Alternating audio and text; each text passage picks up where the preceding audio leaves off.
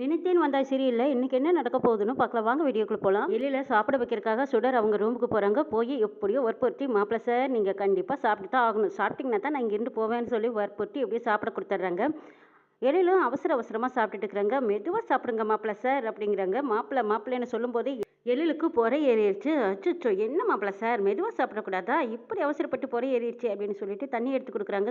சுடர் குமிஞ்சு நிமிஞ்சு அந்த தண்ணியை ஊற்றி இந்தாங்க சார் அப்படின்னு கொடுக்கும்போது அவங்க தாலி செயின் மேலே விழுந்துருது. அதுக்கப்புறம் தான் சுடரே கவனிக்கிறாங்க. அச்சோ ஜாக்கெட்டுக்குள்ளே போட்டிருந்த தாலி செயின் மேலே விழுந்துருச்சு, பார்த்துட்டு வரோம் அப்படின்னு அவசரமாக அந்த தாலி செயினை மறுபடியும் உள்ளே போட்டுட்டு சார் இந்தாங்க சார் தண்ணி அப்படின்னு கொடுக்குறாங்க. சுடர் எப்படியோ சாப்பிட்டேன், இப்போ மகிழ்ச்சியான்னு கேட்குறாங்க. நீங்கள் சாப்பிட்டீங்க, ஆனால் ஏதோ ஒன்று நினச்சி தான் டிஸ்டர்ப் இருக்கீங்கன்னு எனக்கு நல்லா தெரியுது.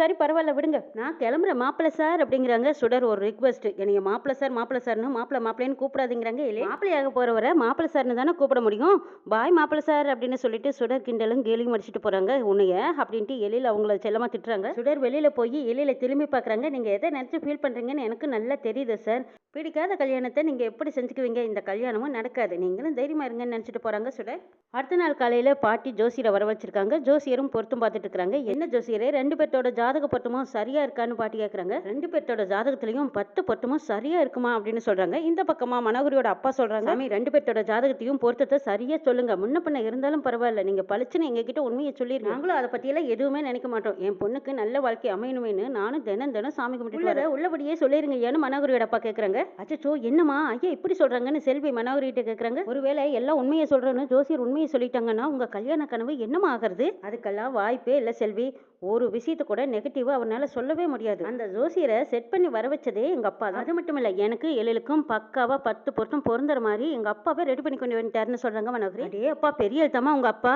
அப்புறம் ஏன் ஜோசியர் நேரத்தை கடத்திட்டு இருக்கிறாரு, டக்குன்னு பளிச்சுன்னு சொல்லிட வேண்டியதானே. செல்வி நடிப்பா இருந்தாலும் அது நம்புற மாதிரி சொல்லணும்ல, அப்பதானே ஸ்ட்ராங்கா ஆண்டி நம்புவாங்க. ஆமாம்மா அதுவும் கரெக்ட் தாங்கிறாங்க செல்வி. ஜோசியர் பொருத்தத்தை பார்த்துட்டு பாட்டிக்கிட்ட சொல்றாங்க, அம்மா இவங்க கல்யாணம் பண்ணிக்கிறதுக்கு அனைத்து தகுதியும் இருக்கு, 10 பொருத்தமும் பக்காவா நல்லா இருக்குமாங்கிறாங்க ஜோசியர். ஓ அப்படியா, 10 பொருத்தமும் கணக்கா இருக்கான்னு பாட்டி கேட்கறாங்க. ஆமாம்மா திருமண பொருத்தம்னு பார்த்தா இது வரைக்கும் நான் பார்த்ததுல இந்த ஜாதகம் தான் 10 பொருத்தமும் அமோகமா இருக்குதுமாங்கிறாங்க. இது கூட சேர்ந்த ஸ்தான பலமும் நல்லா இருக்குமா அப்படி சுடர்கிட்ட கேட்கிறா. என்ன சுடர் இது, ஏதோ ஜோசியரை பார்த்து வச்சிருக்கேன், இந்த கல்யாணம் நடக்காது அதுக்கான ஏற்பாடு பண்ணிருக்கேன்னு சொன்னியே, இந்த ஜோசியர் என்னடானா எல்லாம் பாசிட்டிவா சொல்லிட்டு இருக்கிறாரு, கல்யாணம் நடக்கிற மாதிரியெல்லாம் இருக்கு, நீ ஏதோ பிளான் வச்சிருக்கேன் அப்படி இப்படின்னு சொன்னியே, என்ன பிளான் வச்சிருக்கேன்னு கேட்கிறா. அப்படி இனிமே தான் நம்ம பிளான்லயே ட்விஸ்டே இருக்கு, கொஞ்சம் பொறுத்திருந்து பாரு அபி அப்படிங்கிறாங்க சுடர். ஜெய் பாலையா ஜெய் ராமையான்னு சொல்லிக்கிட்டு ராமையா வேஷம் போட்டுட்டு உள்ள வராங்க. சுடர் கண்டுக்கிட்டாங்க. வாங்க வாங்க குருஜி வாங்கன்னு கூப்பிட்டு போறாங்க.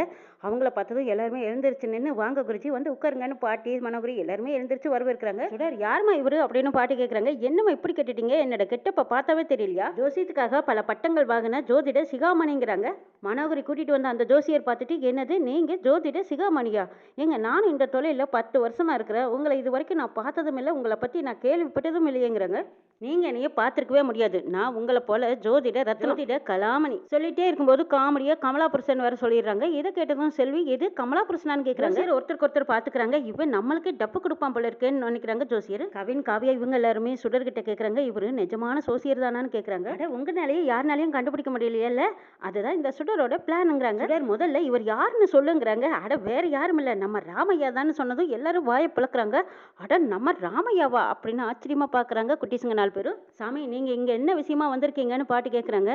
நீங்கள் எல்லாரும் சந்தோஷப்படுற மாதிரி இந்த வீட்டில் ஒரு நல்ல விஷயம் நடக்க போகுது அதுதானே அப்படின்னு கேட்குறாங்க ரம்யா. ஆமாம் சாமி இதெல்லாம் உங்களுக்கு எப்படி தெரியும்னு கேட்குறாங்க பாட்டி. பேச்ச மாத்திரக்காக சுடர் அம்மா நான் இவங்களை நேற்று கோயிலில் பார்த்தேன், இவங்களை எல்லாருமே குருஜின்னு தான் கூப்பிடுவாங்க, பெரிய பெரிய பணக்காரர் எல்லாருமே இவங்க கிட்ட தான் அருள் வாக்கு கேட்பாங்க, அப்பதான் இவர் தமிழ்நாட்டுக்கு வந்திருக்கிற விஷயமே எனக்கு தெரிய வந்தது, நானும் ஒரு டோக்கன் வாங்கிட்டு போய் நம்ம எல்ஐ சாரோட கல்யாணத்தை பற்றி சொன்னேன், வீட்டுக்கு நானே வரேன்னு சொல்லிட்டு இன்னைக்கு வந்திருக்காருன்னு சொல்கிறாங்க சுடர். பாட்டியும் நீங்கள் வீட்டுக்கு வந்ததில் எங்களுக்கு ரொம்ப சந்தோஷங்கிறாங்க. சரிம்மா இந்த வீட்டுக்கு வந்ததில் எனக்கும் சந்தோஷம் தான், சரி கல்யாணம் பண்ணிக்க போறவங்களோட ஜாதகத்தை கொஞ்சம் கொடுக்குறீங்களான்னு கேட்குறாங்க ரம்யா. மனோகரியோட அப்பாவும் சொல்றாங்க, பரவாயில்ல கொடுங்க ஒருத்தருக்கு 2 பேர் பார்த்து சொல்றது இன்னும் நல்லதானே கொடுங்கங்கிறாங்க. ராமையா ஜோசியம் பார்க்குற மாதிரி ரெண்டையும் கூட்டி கணிச்சு பார்த்துட்டு இருக்காங்க. ஐயோ என்னமா இது புது குழப்பமா இருக்குதே, இவருக்கு இது மாற்றி சொல்லிட்டா என்ன பண்ணுறதுன்னு கேட்குறாங்க செல்வி அப்படி மாற்றி சொல்கிறதுக்கெல்லாம் வாய்ப்பே இல்லை, 2 ஜாதகம் பொருந்துற மாதிரி 10 பொருத்தமாக சரியாவில் நாங்கள் செட் பண்ணி வச்சிருக்கோங்கிறாங்க மனோகரி. இவரும் அதை பார்த்துட்டு 10 பொருத்தமாக சரியா இருக்கு, இலையில கல்யாணம் பண்ணிக்கிற யோகமாக இருக்குன்னு சொல்லத்தான் போறாரு பாருன்னு மனோகரி எதிர்பார்த்துட்டு இருக்கிறாங்க. ராமையா ஜாதகத்தை பார்த்துட்டு இந்த 2 ஜாதகத்துக்கும் கல்யாணம் பண்ணிக்கிற வாய்ப்பே கிடையாதே, வாய்ப்பே இல்லை அப்படின்னு அடிச்சு சொல்றாரு. என்ன சாமி சொல்றீங்கன்னு கேட்குறாங்க. ஆமாம்மா, ரோட்ல வண்டிக தாறுமாற ஓடுற மாதிரி இந்த ஜாதகத்துல கசா முசான்னு இருக்குங்கிறாங்க ராமையா. பக்கத்துல உட்காந்துருக்கிற ஜோசியர் சொல்றாங்க, என்ன சொல்றீங்க, எல்லா பொருத்தமும் அமோகமா அமைஞ்சிருக்குதே, 10 பொருத்தமும் நல்லா இருக்கு, அப்படி இருக்கு, நீங்க என்ன இப்படி சொல்றீங்கன்னு கேட்குறாங்க. என்னையா ஜோசிய சிகாமணியவே எடுத்து பேசுறியான்னு கேட்குறாங்க ராமையா. சுக்கிரன் கேது புதன் இது எல்லாமே வண்டி வாகனங்கள் போற மாதிரி லெஃப்ட்ல போறான் ரைட்ல போறான்னு ராமையா சொல்றாரு. இதை கேட்டதும் அந்த ஜோசியர் ஆச்சரியப்படுறாரு. என்னையே எடுத்து பேசுறியா, நான் ஸ்டேரியரை கையில பிடிச்சேன்னா ஸ்டக் இல்லாம போவேன் தெரியுமாங்கிறாங்க. எது ஸ்டக் இல்லாம போவியா அப்படின்னு எல்லாருமே அந்த இடத்துல கொஞ்சம் குழப்பத்தோட பாக்குறாங்க. அதுல காரு ஐவிஸ்ல போகும்போது ஸ்மூத்தா போகும்ல, அதே மாதிரி தான் எனக்கு இந்த ஜாதகத்தை பார்க்கும்போது கிளியரா தெரியுதுங்கிறாங்க. அப்போ என்னோட ஜோசியம் பொய்யான்னு கேட்குறாங்க ஜோசியர்.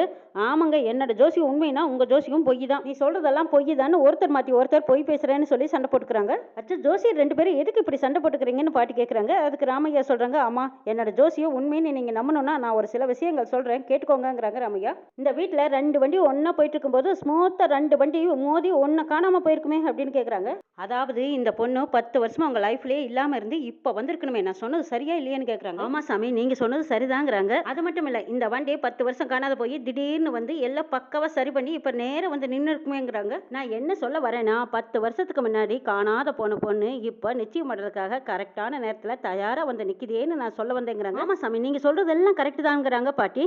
பெரிய வித்தக்காரன் போல இருக்குது, 10 வருஷத்துக்கு முன்னாடி நடந்தது எல்லாம் சொல்லி இவன் வித்த பண்றானேன்னு பாக்குறாங்க ஜோசியர். ஏங்க நீங்க சொல்றது எல்லாம் நானும் சரின்னு ஒத்துக்கிறேன், ஆனா இந்த 2 ஜாதகத்துக்கும் கல்யாணம் பண்றத எல்லா பொருத்தமும் பக்கவா இருக்குதுங்கிறாங்க அந்த ஜோசியர். சரி, நான் சொல்றதை நீங்க நம்ப வேண்டாம், நீங்க சொல்றதும் வேண்டாம் நான் சொல்றதும் வேண்டாம். இந்த தமிழ்நாட்டிலேயே ஒரு 10 ஜாதகர் நல்லா பாக்குற 10 ஜாதகரை நான் கூட்டிட்டு வரேன், நல்லா சொன்ன ஜோசியர்னு நம்ம கன்ஃபார்ம் பண்ணிக்கலாங்கிறாங்க.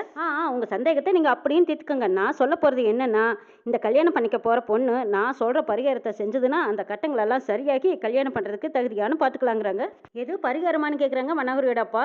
ராமையா மறுபடியும் அந்த கார் போற ரூட்டையே சொல்லிட்டு வர்றாரு. பரிகாரத்துக்கு ஒரு பிரச்சனை எல்லாம் ஒரு தீர்வு மாதிரி, அதை நீங்க நல்லபடியா பண்ணினீங்கன்னா தான் இந்த கல்யாணத்துல எந்த ஒரு பிரச்சனையும் இருக்காது. ராமையா சொன்னது எல்லாம் கேட்ட பாட்டி மனோகரியை கூப்பிட்டு, மனோகரி எளியில கல்யாணம் பண்ணிக்கிறதுனா நீ அவர் சொன்ன பரிகாரத்தை எல்லாம் பண்ணிடுமான்னு கேட்கிறாங்க. சாமி நீங்க சொல்லுங்க, என்ன பரிகாரம்னு சொல்லுங்கன்னு கேட்கறாங்க பாட்டி. கல்யாணம் பண்ணிக்க போற பொண்ணு பக்கத்துல இருக்கிற மாரியம்மன் கோயிலுக்கு போய் மனசார 3 நாள் விரதம் இருந்து மஞ்சள் புடவை கட்டி 4வது நாள் நாக்குல அளவுக்கு சொல்லி கொடுக்க ராமையாவும் கையில தீச்சட்டி எடுத்து 18 முறை சுத்தி வந்து முட்டியை போட்டு 108 தடவை அம்மன் சன்னதியை சுத்தி வந்து அம்மன் சன்னதியை சுத்தி வந்தே தீரணும்னு ராமையா சொல்லிடுறாங்க. அத்தனை பரிகாரத்தையும் கரெக்டாக செஞ்சு முடிச்சிட்டாங்கன்னா அவங்க ஜாதகத்தில் இருக்கிற தோஷம் நீங்கிடும். அம்மா நல்லால இந்த கல்யாணமும் நல்லபடியாக நடக்குங்கிறாங்க ராமையா. சாமி சரி சாமி, உங்கள் வாக்கு தெய்வ வாக்கு மாதிரி எல்லா பரிகாரத்தையும் நாங்கள் கரெக்டாக செஞ்சு முடிச்சிடுறோம் சாமிங்கிறாங்க பாட்டி. சாமி காணிக்க அப்படின்னு கேட்குறாங்க பாட்டி. அடுத்த மாதம் சம்பளத்தை சேர்த்து கொடுத்துருங்கன்னு சொல்கிறாங்க ராமையா. இது சம்பளமாங்கிறாங்க. அட மற்றவங்க எல்லாத்துக்கும் சம்பளம் கொடுப்பீங்கல்ல, அப்போ எனக்கும் சேர வேண்டிய காணிக்கையை சேர்த்து அந்த கோயிலுக்கு போட்டுருங்கன்னு சொல்லிட்டு போகிறாங்க. ராமையா வந்த மாதிரியே ஜெய் பாலையா ஜெய் ராமையான்னு சொல்லிக்கிட்டே வெளியில் போயிடுறாங்க. பாட்டியும் மனோகரியை கூப்பிட்டு அவர் சொன்ன மாதிரி பரிகாரத்தை நல்லபடியாக செஞ்சு முடிச்சிருமா. ஜோசியரே அவர் என்ன அப்படி சொல்லிட்டு போறாருங்கிறாங்க. ஜோசியர் சொல்றாங்க, என்ன சொன்னாலும் சரிங்க, நான் சொன்ன ஜோசியம் தான் உண்மைங்கிறாங்க. அந்த ஜோசியர் சொல்றபடிதான் நடக்கும், நீங்க வேணாலும் பொறுத்திருந்து பாருங்கன்னு மனோகரியோட அப்பா கிட்ட சொல்லிட்டு ஜோசியர் போறாங்க.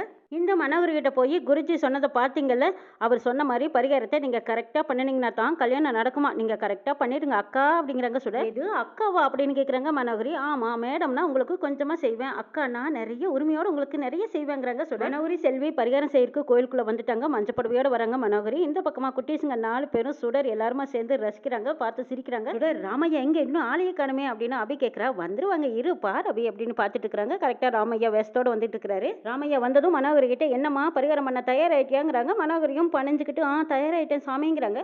பரிகாரத்தை கரெக்டாக ராங் ரூட்டில் போகிற மாதிரி போய்கிட்டே இருக்கணும், பரிகாரத்தை பாதியில் ஸ்டாப் பண்ணக்கூடாதுமாங்கிறாங்க. பூசாரி பரிகாரத்துக்கான ஏற்பாடு பண்ணிட்டீங்களாங்கிறாங்க. பூசாரியும் பண்ணிட்டேங்கிறாங்க. சரி விபூதி தட்டை எடுத்துட்டு வாங்கன்னு சொல்கிறாங்க ராமையா. ஒரு குத்து விபூதி எடுத்து மனோகரியோட மூஞ்சியில் வீசுறாங்க. அப்படி ஐயோ அம்மம்மா அப்படின்னு அவங்களும் பதறாங்க. இங்கே பாருங்க, மூஞ்சியில் பட்ட விபூதியை இதை தொடக்கக்கூடாது, இது அம்மன் விபூதி, நீங்கள் அப்படியே தான் இருக்கணும் அப்படின்னு சொல்லிட்டு சரி கிழக்கு முன்னா நில்லுங்கன்னு சொல்கிறாங்க. மனோகரியும் கிழக்கு முன்னா பார்த்து நிற்கிறாங்க. அடுத்தது ராமையா பையில இருந்து ஒரு குட்டி வேலை எடுக்கிறாங்க. வேலை பார்த்துக்கிட்டே ராமையா பாலையான்னு சொல்லிட்டே இருக்காரு. அச்சோ போச்சு போச்சு அப்படின்னு குட்டீஸுங்க 4 பேரும் கையை உதறிக்கிட்டு பாவம் மனோகரி அப்படின்னு பார்த்துட்டு இருக்காங்க. இது அம்மன் பாதத்துல வச்சு பூஜை பண்ணின வேல், இது உன் நாக்குல குத்துனா உன் நாக்குல இருக்கிற சனி பூரா ஓடி நாக்கு நீட்டுமாங்கிறாங்க. ஐயோ இதை குத்துனா வலிக்குமா சாமின்னு மனோகரி கேட்கறாங்க. இல்ல பால்கோவா சாப்பிட்ற மாதிரி இனிப்பா இருக்குங்கிறாங்க ரமையா. வேலை குத்துனா வலிக்காம இருக்குமா, நீட்டுமா நாக்கு அப்படிங்கிறாங்க ரமையா. ஐயோ செல்வி என்னடி இது அப்படிங்கிறாங்க. செல்வி வாய் மேல கை வச்சுக்கிட்டு ஐயோ அம்மா என்னமா இது இப்படி ஒரு பரிகாரமானு பாக்குறாங்க.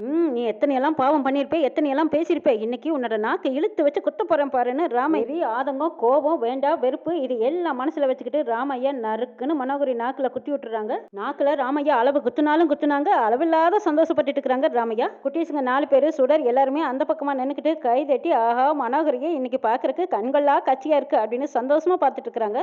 மனோகரி வலி தாங்க முடியாமல் துள்ளிக்கிட்டு குதிச்சுட்டு நிற்கிறாங்க. வலி தாங்க முடியாத மனோகரி என்ன முடிவெடுக்க போகிறாங்க, சுடர் இந்த கல்யாணத்தை எப்படி நிறுத்த போகிறாங்க அப்படிங்கிறதையும் நம்ம வர எபிசோடில் பார்க்கலாம்.